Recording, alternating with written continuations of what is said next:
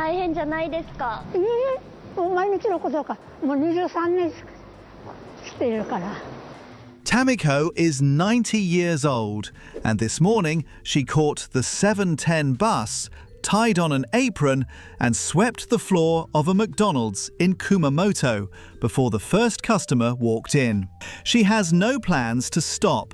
In Japan, more than a third of people between 70 and 74 are still clocking in for work, and the men in white gloves waving cars into a supermarket parking lot are often pushing 80.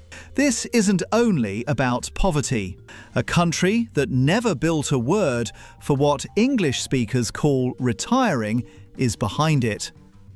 90 years old, sweeping a fast food floor before sunrise, on purpose.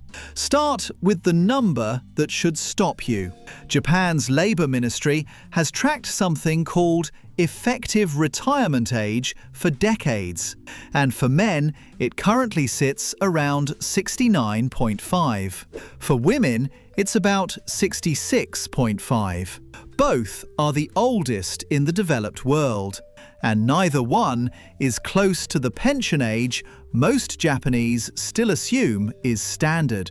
That gap between old enough to draw a pension and old enough to actually stop working is where this entire video lives. Walk into any Life supermarket in Tokyo and you'll see two elderly men in safety vests directing traffic with glowing red batons, rain or shine, at an entrance that maybe sees one car every 90 seconds. It looks inefficient. It looks almost theatrical. But those two men are part of a workforce of roughly 590,000 security and traffic guards nationwide, and 64% of them are over 50. Nearly 1 in 5 is past 70. Forget the image of a handful of stubborn grandpas refusing to slow down. An entire employment category is built around them. There's a name for the machinery behind it. Silver Human Resource Centres, run out of local city offices, register close to 700,000 seniors for flexible gigs. Gardening, cleaning, light construction cleanup, escorting school kids across intersections. The pay usually lands between 870 and 1,000 yen an hour, which is modest by any measure. But the wait lists to register exist anyway, in a country where plenty of people your grandmother's age would rather be assigned 3 hours of weeding than sit at home with nothing on the calendar. Taxis tell the same story from a different seat. Get in a cab in Osaka or Fukuoka and there's a real chance the driver is past 70. White gloves on the wheel, a laminated route map from decades of memorized backstreets instead of a GPS. Taxi companies actively recruit retirees because the job barely changes with age the way factory work does. You sit, you talk. You know the city better than anyone born after you retired the first time. Some of these drivers left an entirely different industry at 60, tried sitting still for a year, and came back to work behind a wheel because the alternative was watching daytime television until dinner. Apartment management runs on the same logic. Mitsui Fudosan Residential alone employs more than 1,350 older workers as building caretakers, the people who greet you in the lobby, log deliveries, and notice within a day if an elderly resident hasn't come downstairs. That last part matters more than it sounds. In a country where a growing share of seniors live alone, a caretaker who happens to be 73 herself is sometimes the first person to notice something's wrong. So why does a nation this wealthy run so much of its labour force through people old enough to have grandchildren in their 40s? Part of the answer is written into law. In 2021, Japan's Act on Stabilization of Employment of Elderly Persons was revised again, this time pushing companies to make an effort to keep people employed until 70, either by raising the mandatory retirement age, abolishing it outright, or rehiring workers on new contracts once they hit the old cutoff. By April of this year, that obligation became mandatory for every employer in the country, down to the smallest shops. The population math forces the issue. Japan has roughly 2 working-age adults for every person over 65 now, down from more than 7 in 1980. Somebody has to keep the lights on, and increasingly, that somebody is 78. But the law only explains why companies say yes. It doesn't explain why the workers say yes first. Ask a Japanese retiree why they came back to a job, and the answers rarely sound like complaints. A 2024 survey of older workers found that most expected to still be working into their 80s, and when researchers asked why, the top responses weren't about scraping by. They said things like wanting to stay healthy, wanting to be useful, wanting somewhere to be on a Tuesday. There's a Japanese word for this that gets thrown around a lot in wellness books, ikigai, and it gets flattened into a lifestyle hashtag more often than it deserves. The actual research is less cute and more specific. One study, following adults over 65, found that those working purely for the paycheck had a 55% higher risk of losing physical function within 2 years, compared with those who described their work as their ikigai. Purpose, in the clinical sense, appears to keep bodies moving. That tracks with something linguists point out. There's no clean Japanese equivalent for the English idea of retiring completely, of walking away from being useful and staying that way. The closest words describe stepping back from a specific role, not from contribution itself. So when Tamiko sweeps that McDonald's floor 5 mornings a week, her co-workers, a third her age, don't treat it as sad.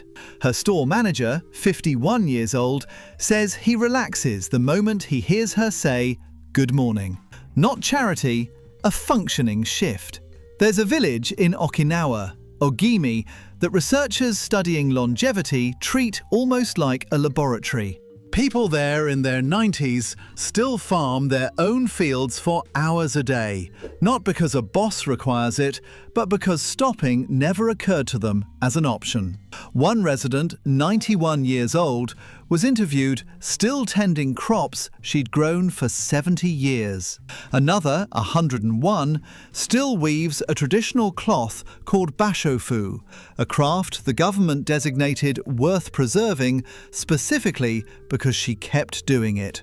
Researchers who study Ogimi don't credit the diet alone. They credit the fact that nobody in that village has a day where their skills stop being needed. Now, here's the part the postcard version leaves out, because this isn't only a story about purpose, it's also a story about money. And Japan's pension system is built in a way that quietly pressures people back to work whether they want the ikigai or not. Full pension benefits only kick in once combined wages and pension payments cross a set monthly threshold, and earn too much on top of your pension before that age, and the government claws some of it back. For decades, the standard company retirement age sat at 55, then 60, dragged upward only after repeated legal reform, while the government's own pension start age kept climbing behind it. Workers were left covering a 5, then 10-year gap out of their own labour, because the two systems were never built to meet in the middle. Companies noticed the loophole too. Precedent in Japanese labor law allows a business to rehire a worker after their official retirement date on a fresh, lower-paying contract, even if the job itself doesn't change at all. Same desk, same tasks, same badge, smaller paycheck. It's technically legal because the rehire counts as a new position rather than a continuation of the old one. So the security guard directing traffic outside that supermarket may well have spent 30 years inside an office at full salary, retired on paper at 60 and being quietly rehired doing something adjacent for a fraction of what he used to earn. Dignified in its way, also undeniably a pay cut disguised as a second act. And Japan doesn't get to talk about senior labor without also sitting with karoshi, death from overwork, the word that put Japanese workplace culture on the map for the opposite reason ikigai did. The same culture that frames a 90-year-old's part-time shift as dignity has also produced some of the most punishing overtime norms among wealthy nations. So which is it? Is an 80-year-old directing traffic in the rain living out a purpose she chose, or filling a gap the pension system left behind while a culture of endurance tells her not to complain about it? Talk to enough of them and the honest answer is both, layered on top of each other, depending on the week. Japan's suicide rate still runs higher than the United States, Canada, or Britain, and karoshi cases involving workers in their 50s and 60s get filed every year. Proof that the same culture praising a 90-year-old's work ethic can also grind a 55-year-old into the ground before he ever reaches her age. The two headlines share a country. They just never share a headline. One nation, two truths. Picture an actual day for one of those silver center gardeners, because the schedule tells you more than any statistic can. Up before 6, a bus, sometimes 2, to a job site that pays maybe 900 yen an hour for pulling weeds along a public walkway. 4 hours of physical work in the sun. Home by early afternoon, in time to nap, eat, maybe walk to a community centre where half the other members are co-workers from 30 years ago at a different company. Ask what they did before the gardening job, and most will tell you a completely unrelated career. 25, 30 years at a manufacturer or a printing company or a school, retired at 60 on schedule, then quietly re-entered the workforce 18 months later because the apartment got too quiet. Lunch is usually eaten standing, out of a convenience store bag, because the shift is short enough that going home and back would waste more time than it saves. There's a kind of pride in that efficiency. Ask one of these workers how long they plan to keep doing it, and the answer almost never comes with a number attached. It comes with a shrug, and something closer to, as long as my knees let me, which, statistically, in this country, might mean another 15 years. The security guards follow a similar arc. Many were salarymen once, mid-level managers who spent decades inside fluorescent-lit offices and now spend their working hours outdoors with a baton, on their feet, talking to strangers for the first time in a career that mostly involved talking to the same 40 co-workers. Several have said, on record, that the traffic post is the first job they've had where a stranger says thank you to their face every single day. That's the piece that doesn't fit neatly into either the beautiful ancient wisdom version of this story or the exploited elderly forced to work until death version. Both exist inside the same 78-year-old body, often in the same shift. The forces pushing Japan's elderly back into work are structural: a shrinking labour pool, a pension system with built-in gaps, a legal framework that now mandates employers keep people on past 65. But the reason so many of them seem, by every account, genuinely content doing it traces back to something the culture never let go of in the first place. That usefulness and identity were never supposed to expire at a fixed age. So watch Tamiko finish her shift, hang up the apron, and catch the same bus home she's taken for years. Nobody made her choose between resting and mattering.